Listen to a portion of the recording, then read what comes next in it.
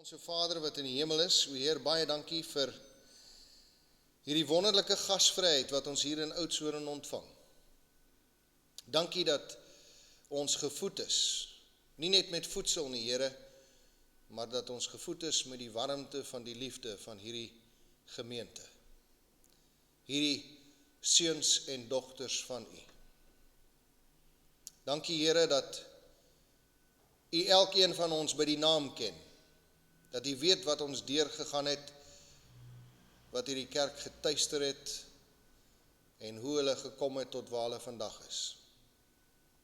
Ons dankie vir U helende hand, ons dankie vir U balsem, en ons dankie dat ons weet, dat aan die einde van die dag, is dit die wat saak maak, wat reg is, wat gereed is,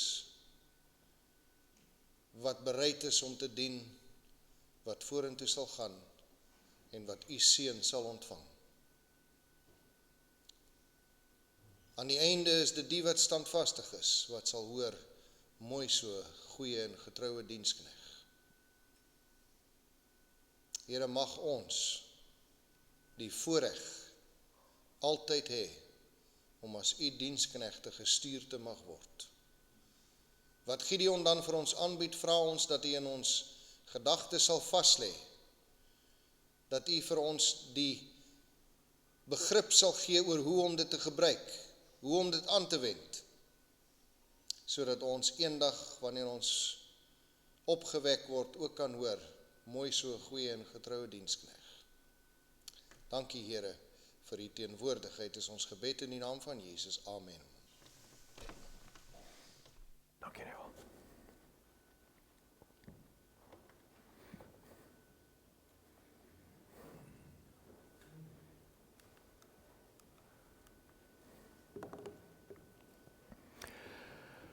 Well, I would like to thank everybody present here this afternoon for the opportunity that Neville and his team, and I'm one of the team of 5, and also our partners in America, Adventist World Radio, for the opportunity to share our success in outreach with you in this congregation.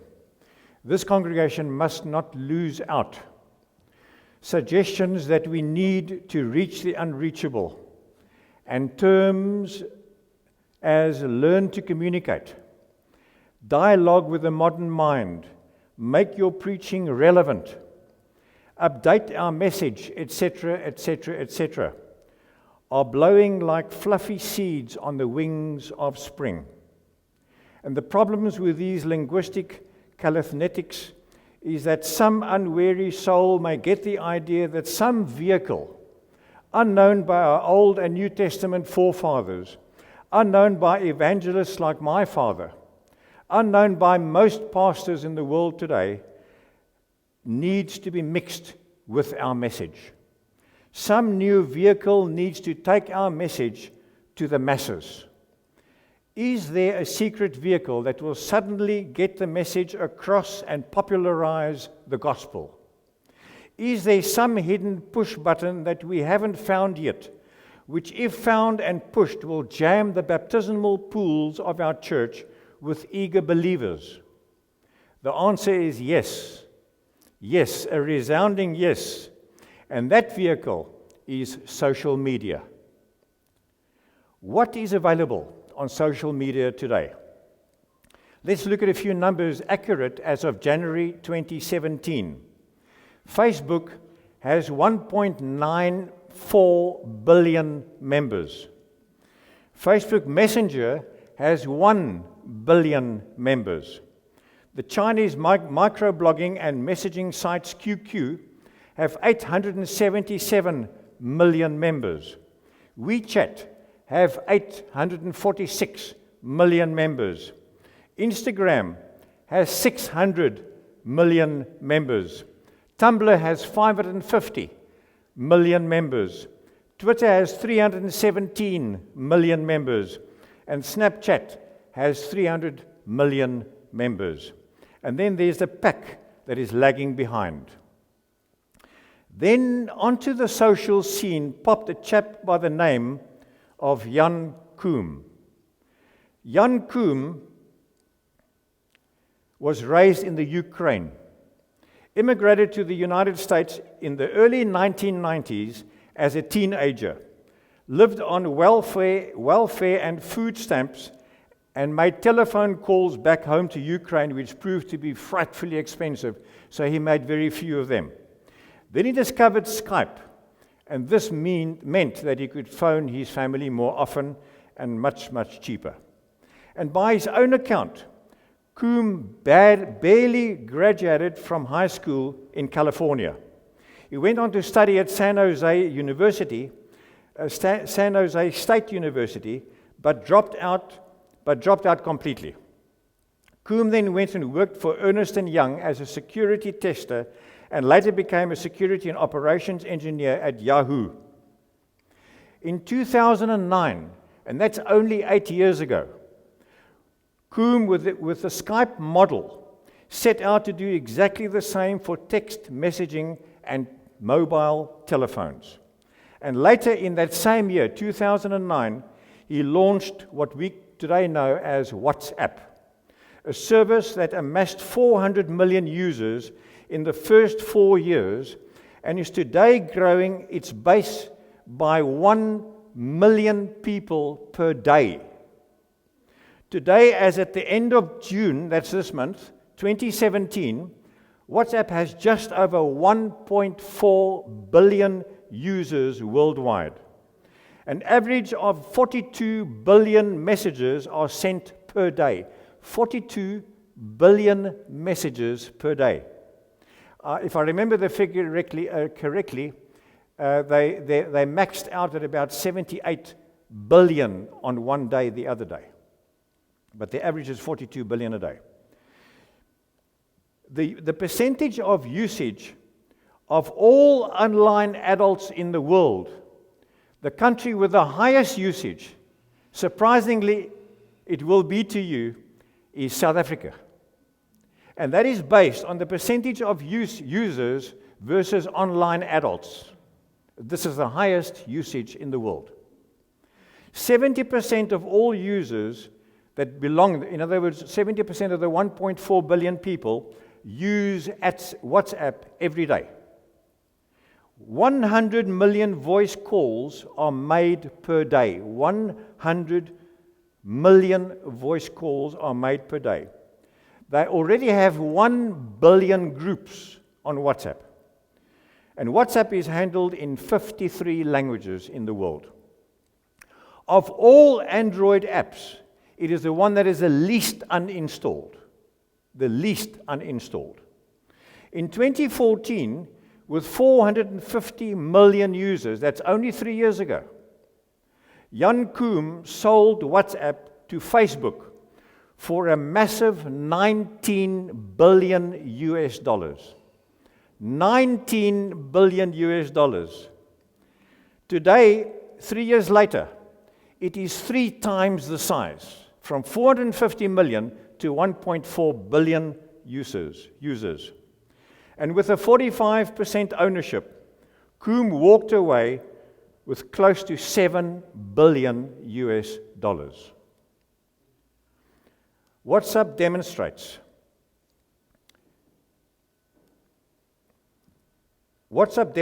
the power of the word of mouth. With numbers like 12 billion in shares, 4 billion in cash, and 3 billion in restricted stock units, the offer is absolutely astronomical. This is the largest ever purchase transaction of a venture capitalist-backed firm ever in the history of the world. Facebook changed the world of social media, and in drops this upstart app that has revolutionized the way we send voice notes, use SMS, sends images, and makes telephone calls. A multi-billion-dollar deal. What did WhatsApp do to deserve this? The company only had 55 employees, and its app is absolutely free at that point. It has never made advertising revenue. Never has there been an advert on WhatsApp. It has never engaged in any marketing plans to make their product known in the global market. And without any marketing, WhatsApp ranks as the number one position in the list of downloaded apps on Google Play and Apple iTunes. Number one downloaded app. When the WhatsApp hype started building during its initial years, downloads were in the couple of thousands. And at the age of 4 years, when WhatsApp was 4 years old, in November of 2013, WhatsApp had over 190 million monthly active users. And 1 month later, it grew to 400 million members. And just after that, Facebook bought them when they were at 450 million members. And this demonstrates a very rare brand success story that is relied entirely on word of mouth. Jan Koum always said, "Let the product speak for itself." And he adds, "Let the people appreciate a good product, a stable system, and they want to communicate easily and use a product that works well." Now, word-of-mouth marketing is often viewed as the most credible form of advertising, largely because it's customer-led and it cannot be bought. Now, WhatsApp's success involved converting customers into fans by the value of the product.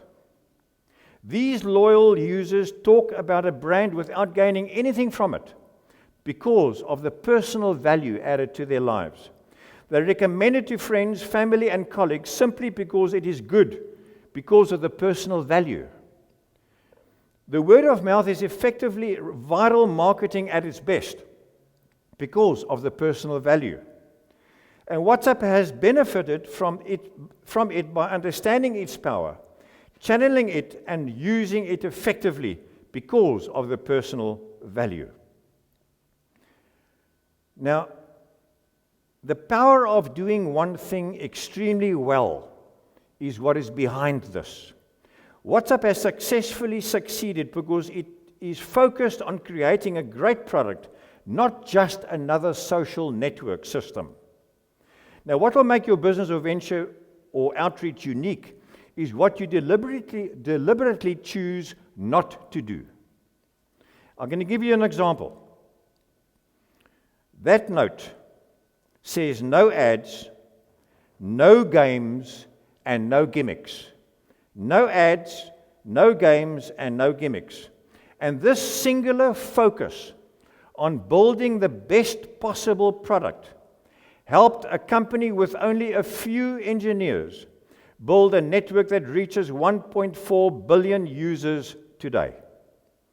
The above note from co-founder Brian Acton to the CEO Jan Koum, which perfectly illustrates what makes WhatsApp unique.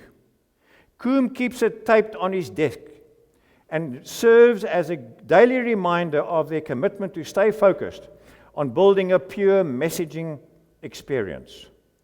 Now, the essence of strategy is choosing what not to do. Now, personally, what I love about WhatsApp is that it doesn't monetize with ads. It is the only social network with scale that I know of that does not use advertising. They did this deliberately. Koum writes, the reasoning behind not showing ads in WhatsApp is as follows, and I'm quoting Koum now. We wanted to spend our time building a service people wanted to use because it worked and it saved them money and made their lives better in a small way. We knew that we could charge people directly if we could do all these things. We knew that we could do what most people aim to do every day, and that is to avoid advertising. No one wakes up excited to see more advertising. No one goes to sleep thinking about the ads they'll see tomorrow. And we know people go to sleep excited about who they chatted with that day, and possibly disappointed with the ones they did not chat with. We want WhatsApp to be the product that keeps you awake and that you reach for first thing in the morning. No one jumps up from a nap and runs to see an advertisement. And Jan Koum continues, at WhatsApp, our engineers spend all their time fixing bugs adding new features, and ironing out all the little intricacies in our task of bringing rich, affordable, reliable messaging to every phone in the world. And that's our product, and that is our passion. And when people ask us why we charge for WhatsApp, they charge $1 a year. We say, have you considered the alternative? It's absolutely brilliant. A brilliant strategy.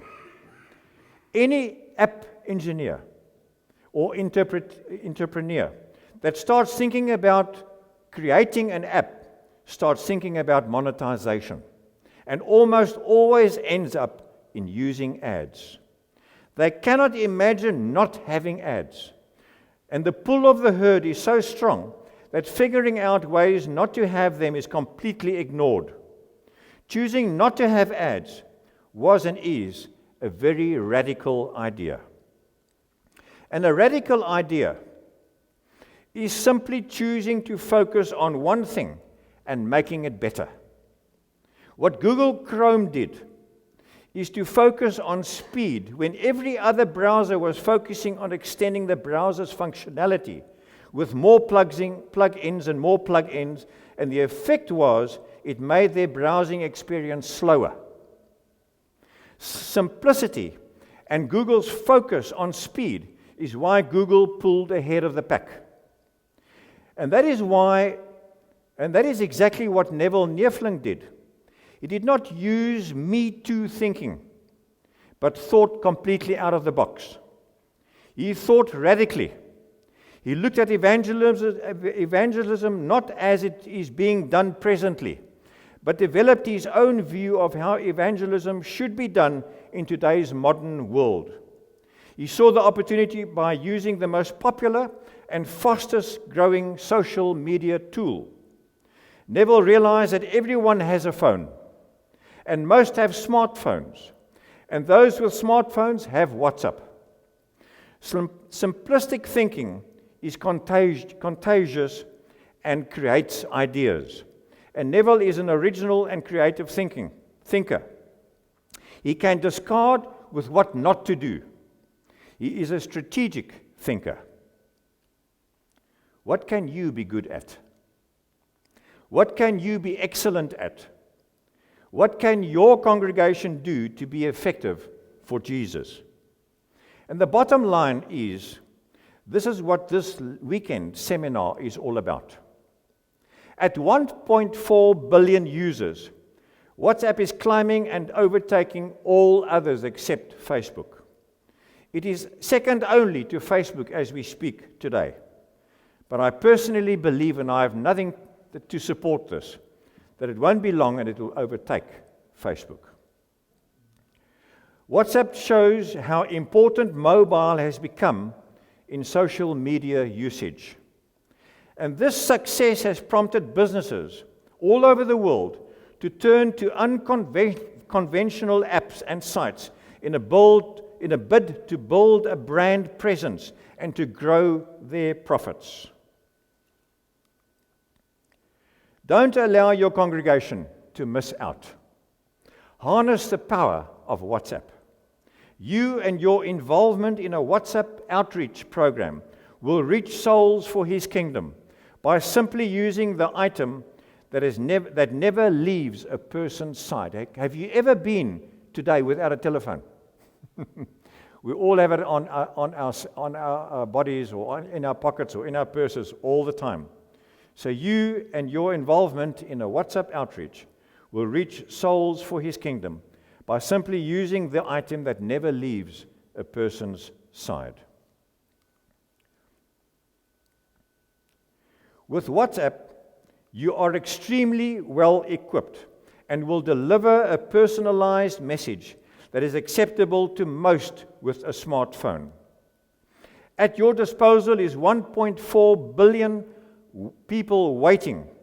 The challenge is gearing yourself and your pastor and your congregation to win over some of WhatsApp's wealth of loyal fans.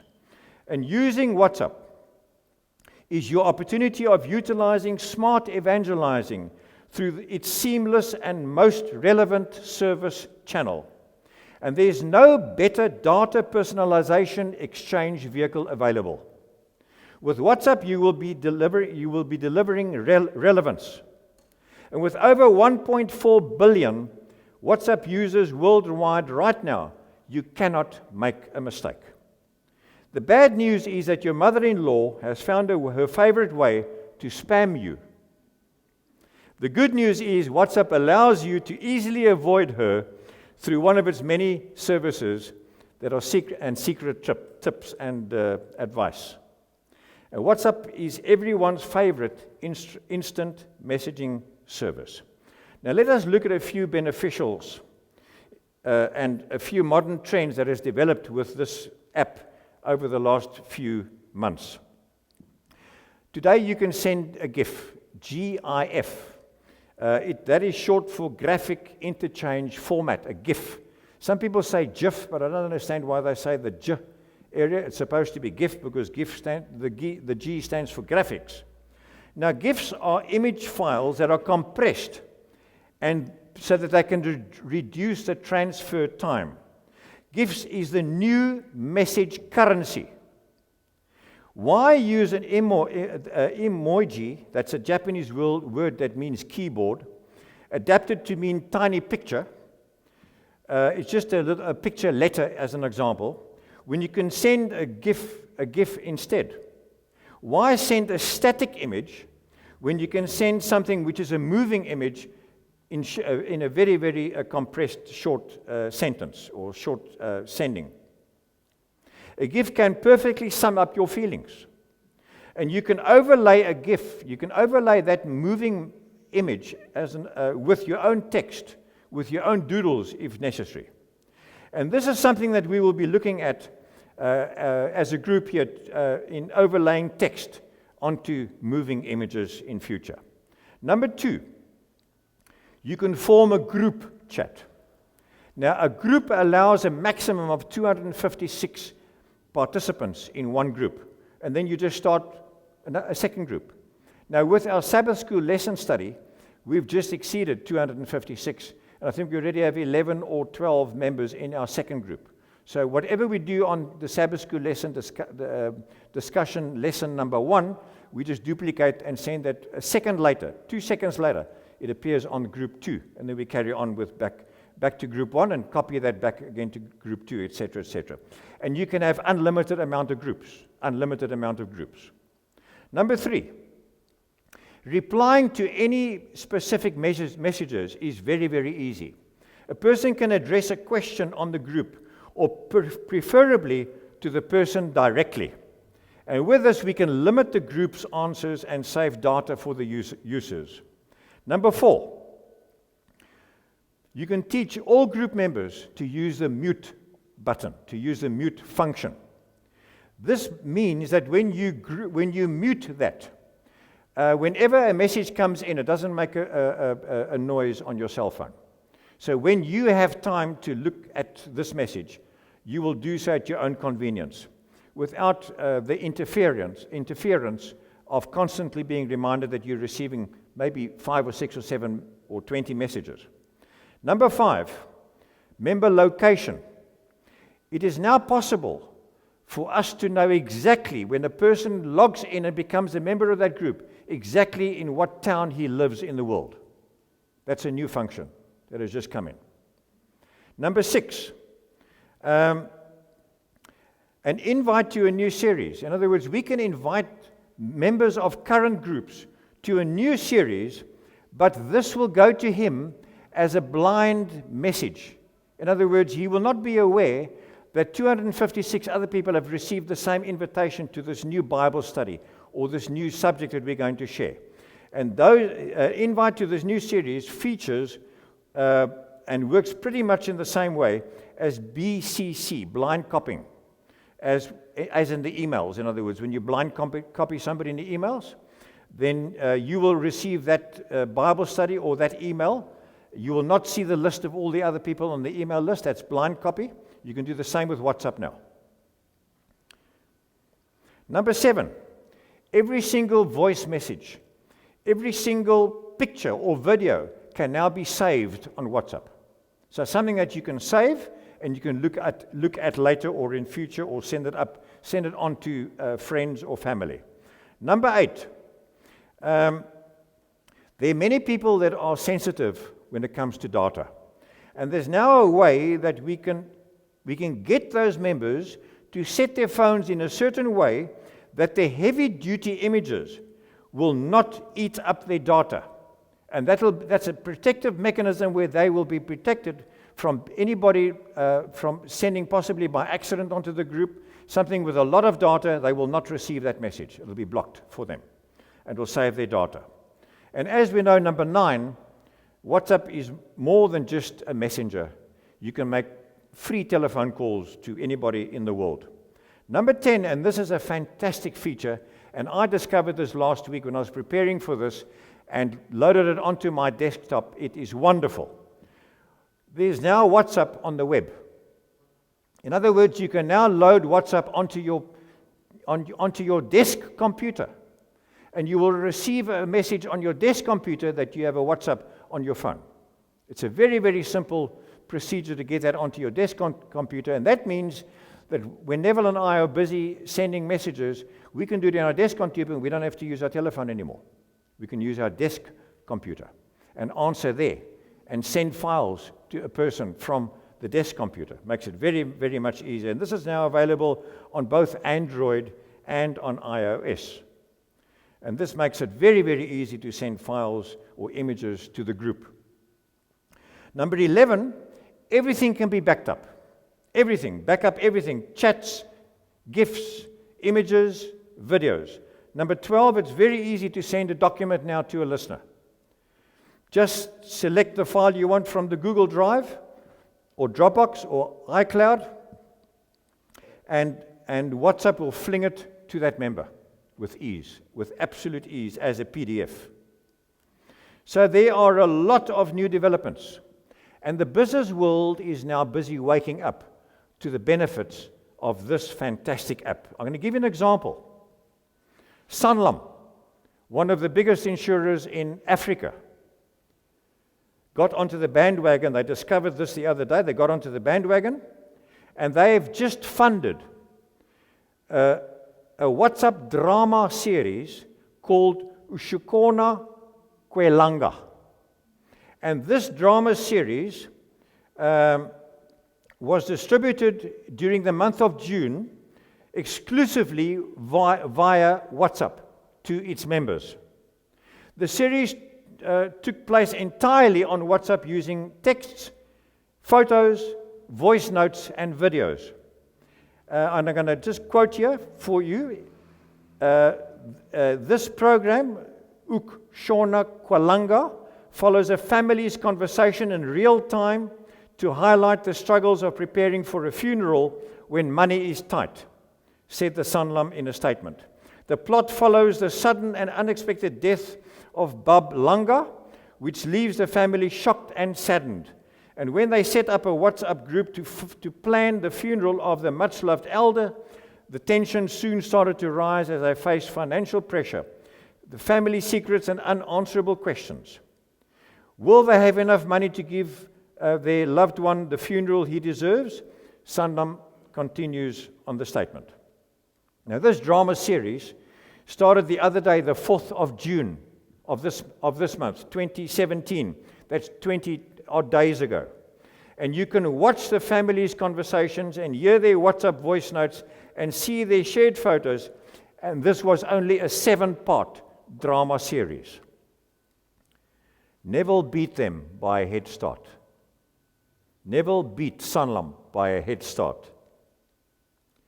Friends, the power of social media.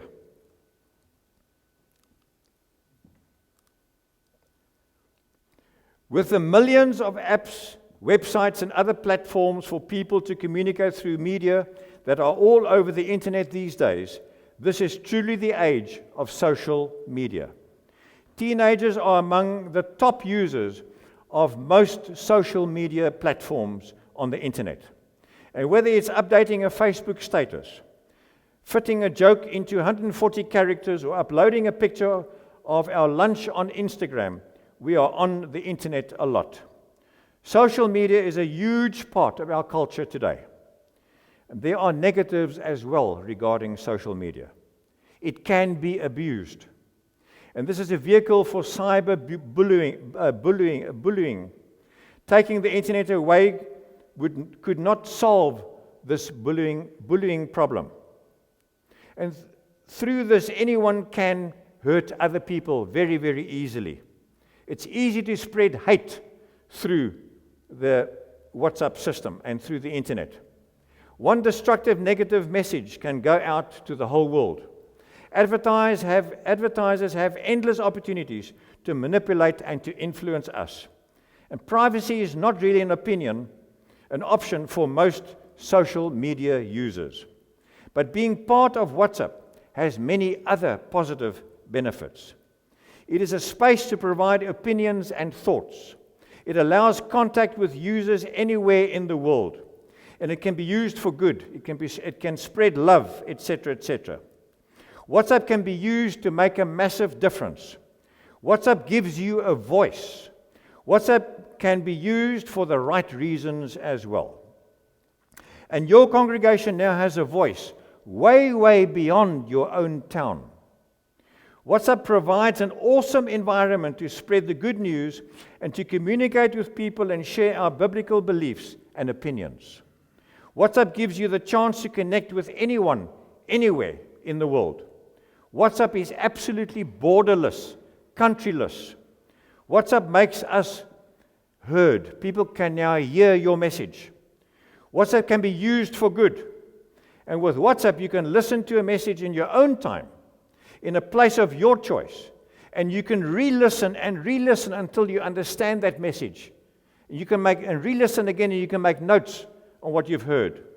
And with WhatsApp, you can get people to make decisions, can be encouraged to accept your beliefs.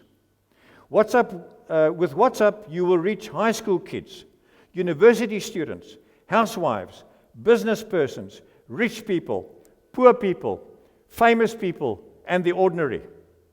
And our team here today wants you to decide to do WhatsApp evangelism.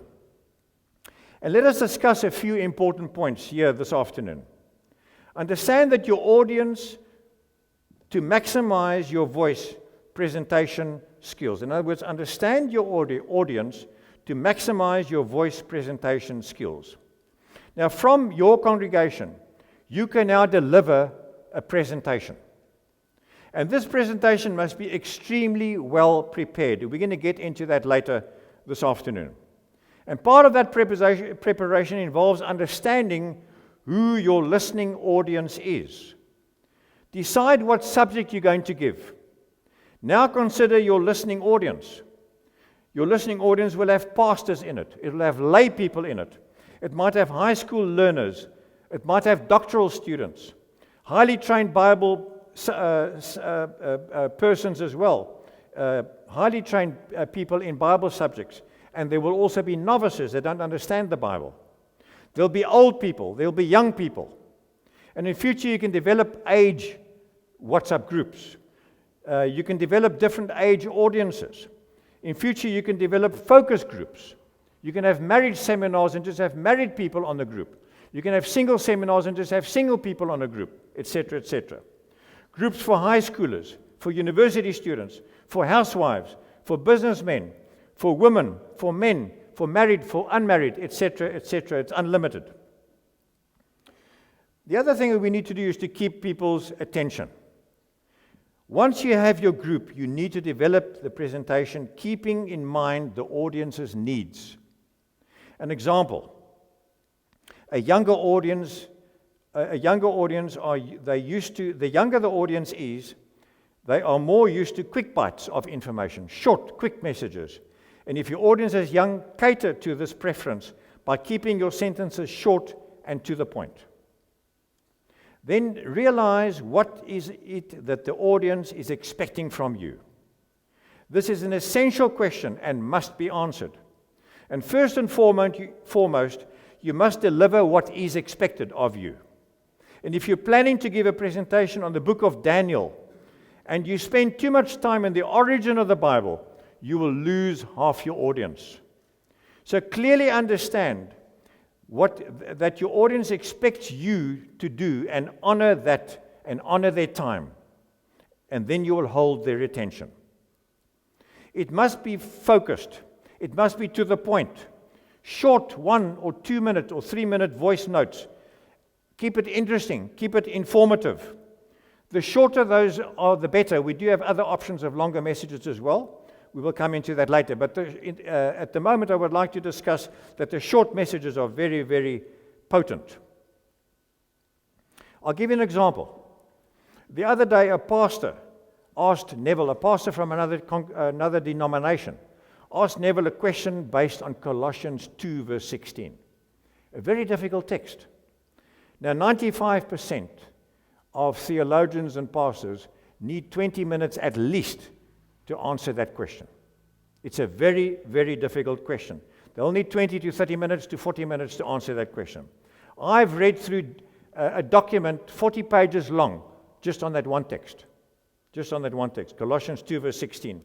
Neville did his research and answered that pastor from the other denomination on WhatsApp in 8 minutes. 8 minutes. In fact, he was answering this question posed by this pastor from another denomination, which I thought was absolutely fantastic. He did it well. He did it thoroughly. Now, it means that you might have to study your subject for 2 or 3 or 4 hours to be able to answer it in 8 minutes.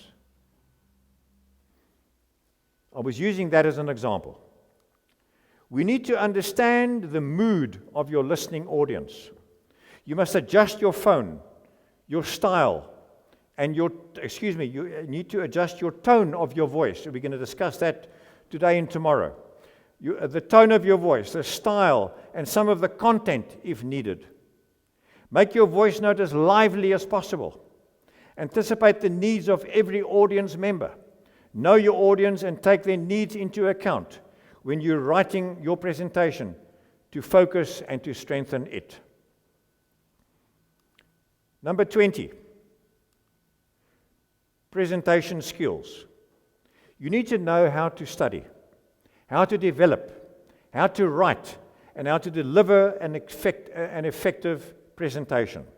And with Bible studies, an effective presentation can mean the difference between success and failure. And that's why it's important to possess good presentation skills. Considering WhatsApp presentation skills, focus on the delivery aspect and work to develop good delivery voice skills. WhatsApp is a voice thing. It's an absolutely voice app. No one sees you. No one has an idea of how you are dressed or what car you drive or where you live.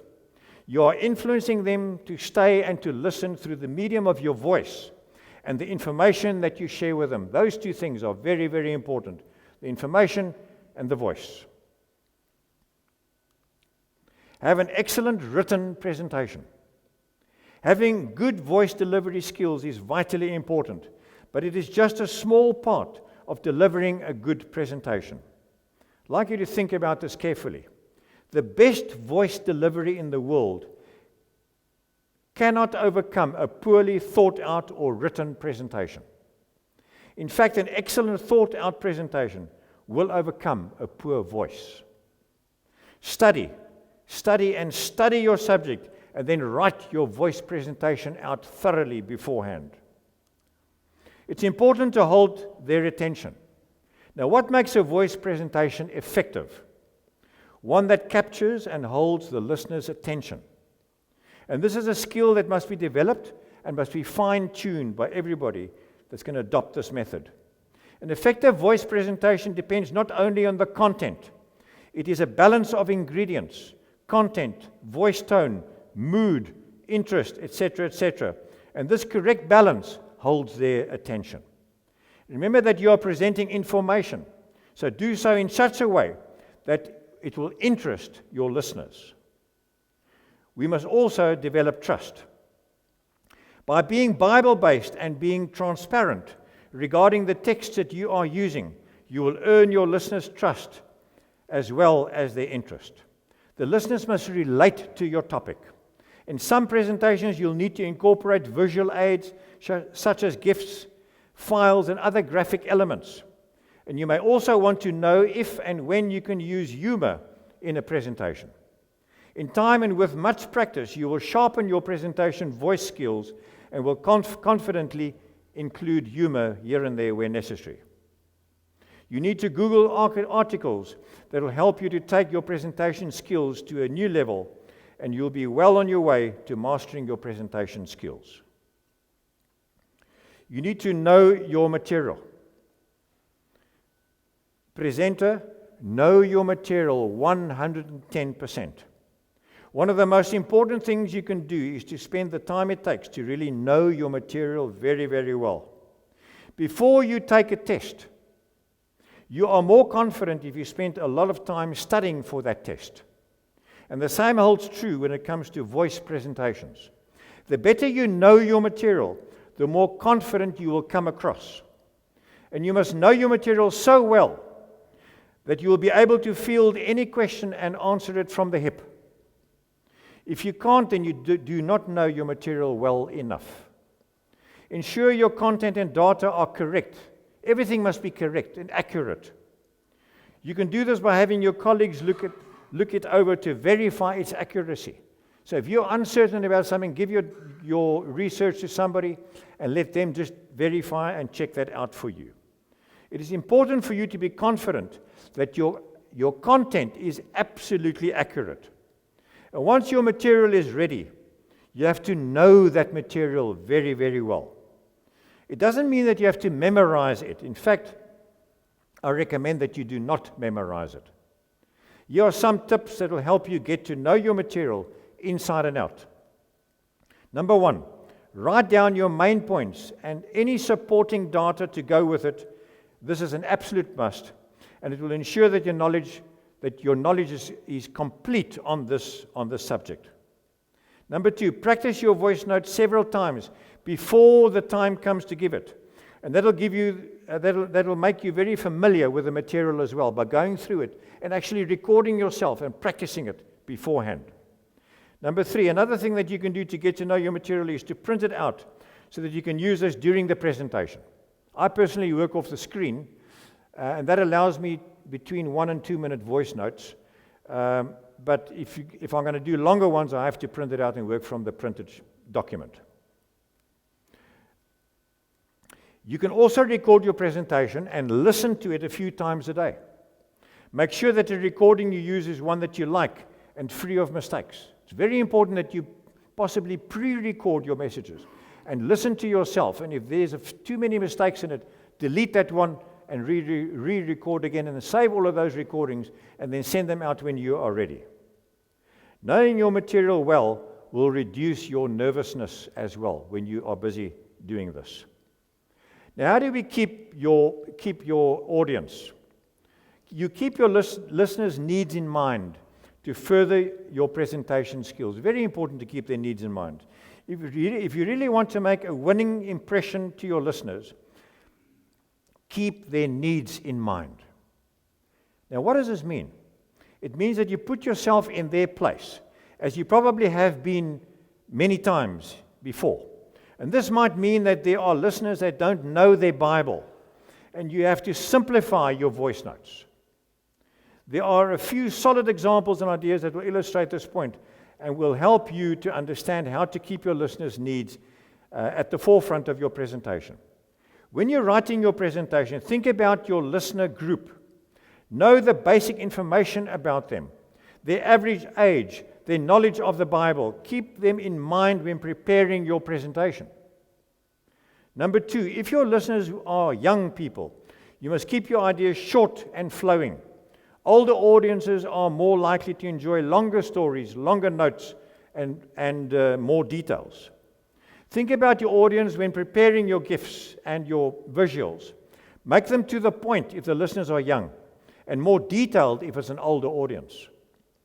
When you're delivering your presentation, be clear regarding your diction. Be aware of how far your phone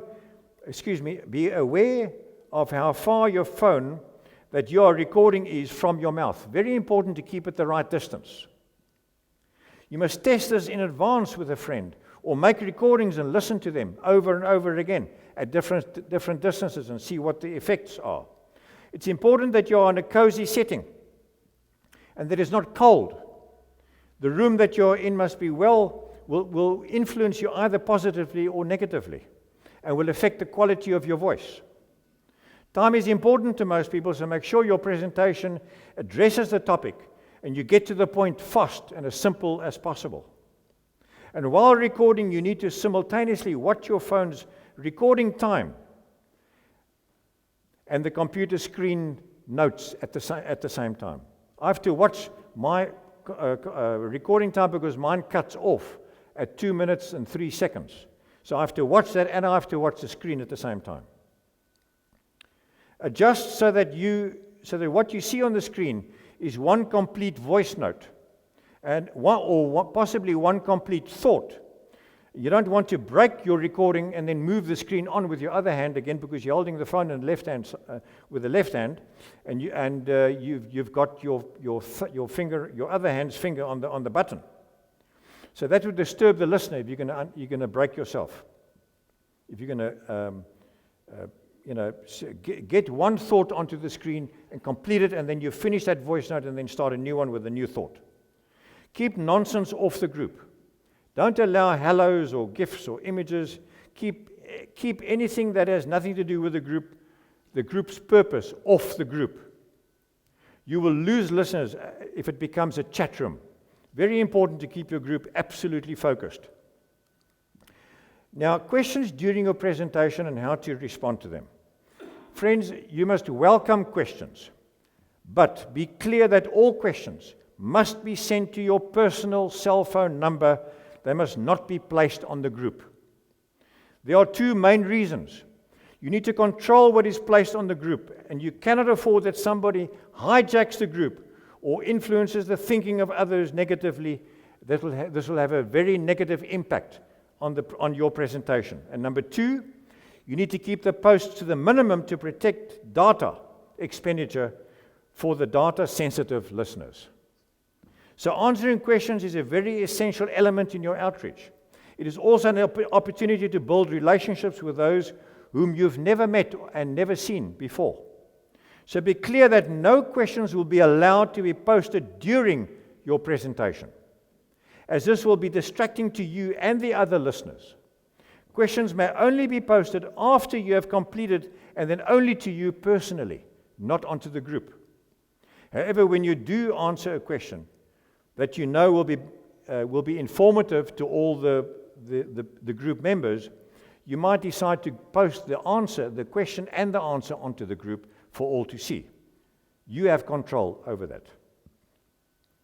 So be very clear by saying, please hold your questions until the end of my presentation.